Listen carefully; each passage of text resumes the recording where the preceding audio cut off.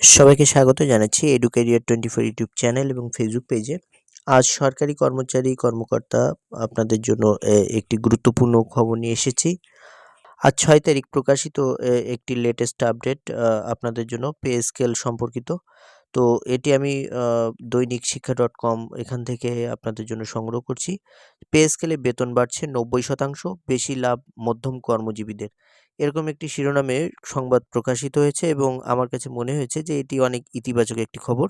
তো সম্পূর্ণ খবরটি আপনারা মনোযোগ সহকারে শুনবেন, তাহলে বিস্তারিত তথ্য জানতে পারবেন এবং অনেক বিষয় আপনারা খুব স্পষ্ট হতে পারবেন। তো কমিশন সূত্রে জানায়, বেতন কাঠামোর চূড়ান্ত পাণ্ডুলিপি প্রস্তুত। আগামী সপ্তাহে তা আনুষ্ঠানিকভাবে অর্থ উপদেষ্টার কাছে জমা দেওয়া হবে, এরকম বলা হয়েছে। এবং বিস্তারিত আমরা একটু বোঝার চেষ্টা করি। এখানে রয়েছে, দীর্ঘদিনের অপেক্ষার অবসান ঘটতে যাচ্ছে সরকারি কর্মজীবীদের। বহুল আলোচিত নবম জাতীয় পে স্কেল বাস্তবায়নের চূড়ান্ত ধাপে পৌঁছেছে সরকার। জাতীয় বেতন কমিশনের সুপারিশ অনুযায়ী গ্রেড কাঠামো অপরিবর্তিত রেখে সরকারি কর্মচারীদের মূল বেতন গ্রেড ভেদে সর্বোচ্চ প্রায় ৯০% পর্যন্ত বাড়তে পারে, যার সবচেয়ে বেশি সুফল পাবেন নিম্ন ও মধ্যম আয়ের চাকরিজীবীরা। এরপরে জানিয়েছেন, কমিশন সূত্র দৈনিক আমাদের বার্তাকে জানায়, বেতন কাঠামো চূড়ান্ত পাণ্ডুলিপি প্রস্তুত। আগামী সপ্তাহেই তা আনুষ্ঠানিকভাবে অর্থ উপদেষ্টার কাছে জমা দেওয়া হবে।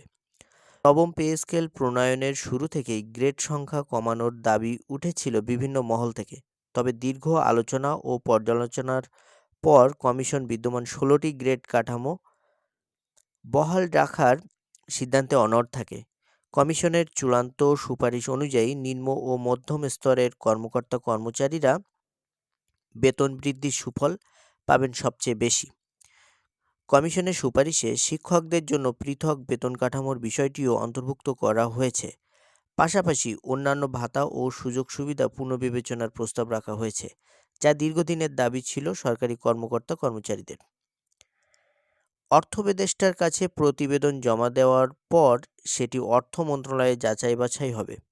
এরপর উপদেষ্টা পরিষদের অনুমোদন সাপেক্ষে চূড়ান্ত সিদ্ধান্ত নেওয়া হবে। সবকিছুই এখন সরকারের উচ্চ পর্যায়ের সিদ্ধান্তের উপর নির্ভর করছে। নতুন পে স্কেল অনুমোদিত হলে কয়েক দশকের মধ্যে সরকারি চাকরিজীবীরা সবচেয়ে বড় বেতন কাঠামোগত পরিবর্তনের সুফল পাবেন। এই ছিল সরকারি কর্মকর্তা-কর্মচারীদের জন্য সর্বশেষ তাদের পে স্কেল সম্পর্কিত সর্বশেষ খবরটি। তো আশা করা যাচ্ছে যে আগামী সপ্তাহেই একটা ভালো সিদ্ধান্ত আসতে পারে। তো সেই প্রত্যাশা রেখে আপনাদের মতামত কমেন্টে জানাবেন এবং খবরটি আপনার আ যদি উপকারে লাগে তাহলে অবশ্যই শেয়ার করবেন। অন্যদের জানার সুযোগ করে দিবেন। লাইক, কমেন্ট, শেয়ার এবং চ্যানেলটা অবশ্যই সাবস্ক্রাইব করে পরবর্তী আপডেট সাথে, সাথে পাওয়ার জন্য অবশ্যই সাবস্ক্রাইব করে রাখবেন।